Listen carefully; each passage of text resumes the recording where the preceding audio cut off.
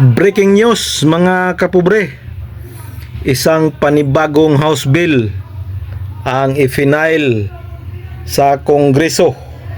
Ito ang House Bill number 10407, an act postponing the November 2026 Barangay and Sangguniang Kabataan Election and amending Republic Act number 9164.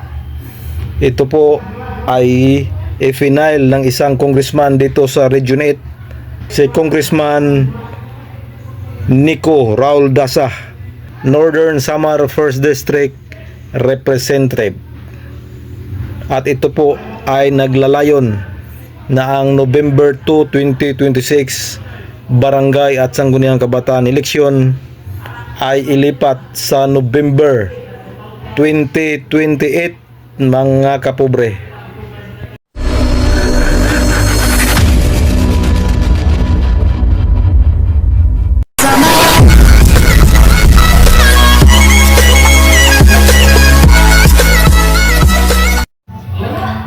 Hello, good morning mga kapobre.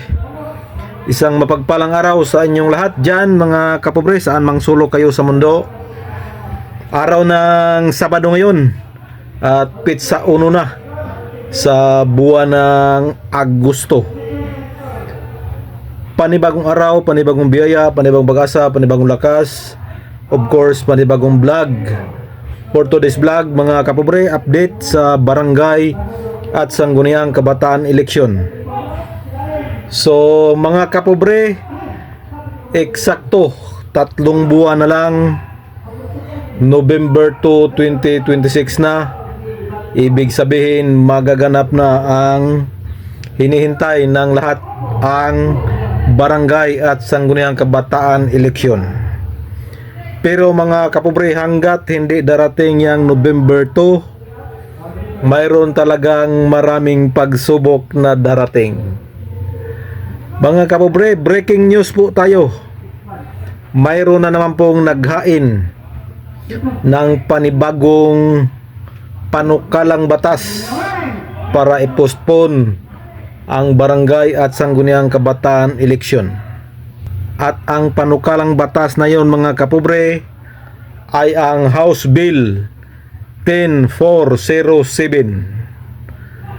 an act postponing the November 2026 Barangay and Sangguniang Kabataan Election and amending Republic Act number 9164. So yan po ang nilalaman ng panibagong House Bill mga kapobre, na again nagpapaliban na naman sa Barangay at Sangguniang Kabataan Election.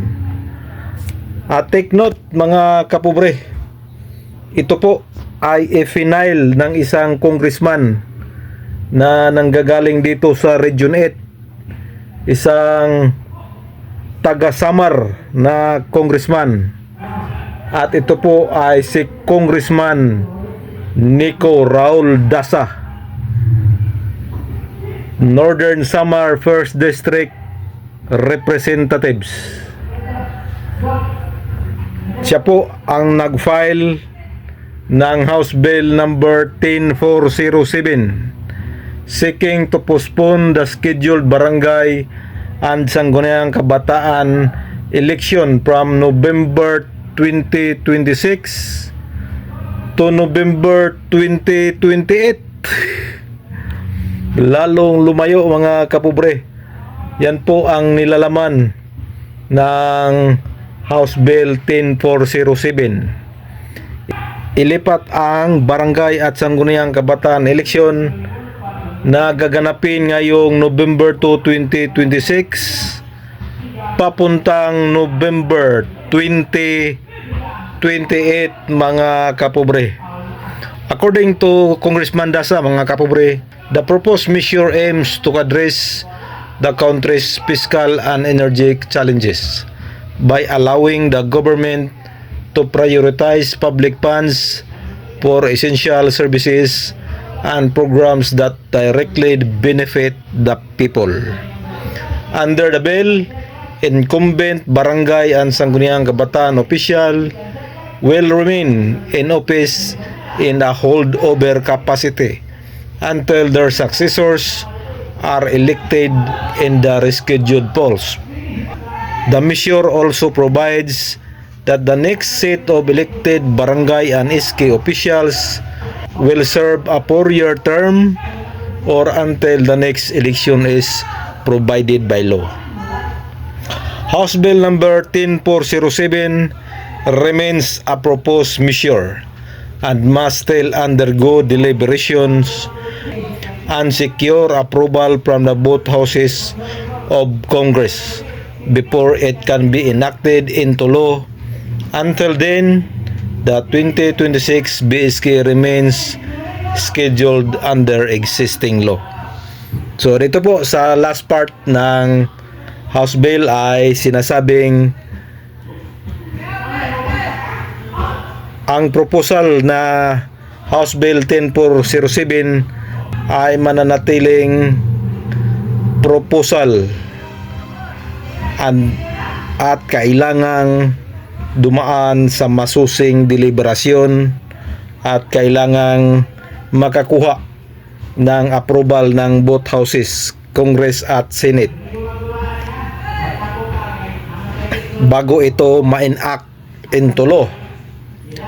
At last part, hanggang ngayon po ang barangay at sangguniang kabataan eleksyon ay mananatiling sa November 2, 2026 batayan sa Republic Act 12232 na siya pong existing law ngayon.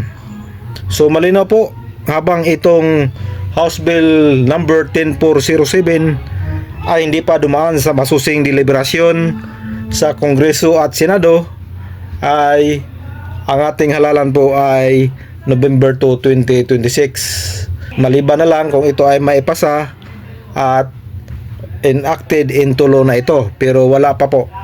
So abangan natin yan mga kapobre. So yan po ang panibagong panukalang batas or House Bill na ipinasa ilang araw lang ni Congressman Nico Raul Dasa ng Northern Samar 1st District Representative. So mga kapobre, parang hindi po talaga tatantanan ng ating mga congressman hanggat hindi po mapuspon muli itong November 2, 2026 barangay at sangguniang kabataan eleksyon. 3 panukalang batas na po ito.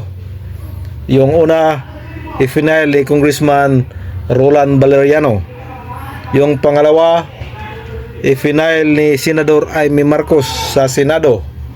At itong pangatlo, i-final ni Congressman Nico Raul Dasa ng Samar. So mga kapobre, nalilito na po tayo mga kapobre. Ano ba talagang mayroon dyan sa barangay at sangguniang kabataan eleksyon? Bakit laging pinagdidiskitahan na i-postpone palagi? Mabuti na lang siguro mga kapobre, i-abolish na itong barangay at sangguniang kabataan dahil parang pinaglalaroan na ito mga kapobre. Kung may batas, i-amend. Kung mayroong scheduled, i-postpone. Wala na, hindi na natin maintindihan mga kapobre. So kailangan siguro itong i-abolish na para patas lahat. So mga kapobre, yan po ang ating quick update. Antabayanan natin yan kasi mayroon pa pong 3 buwan. Baka bigla na naman itong mapuspon. Naku po mga kapobre, nakakalungkot po itong balita mga kapobre. 3 postponement na po na i-final. Nakakabahala na po ito mga kapobre. So antabayanan natin yan mga kapobre. This is your Cap John Official. Please support, please subscribe. Bye bye and God bless us all.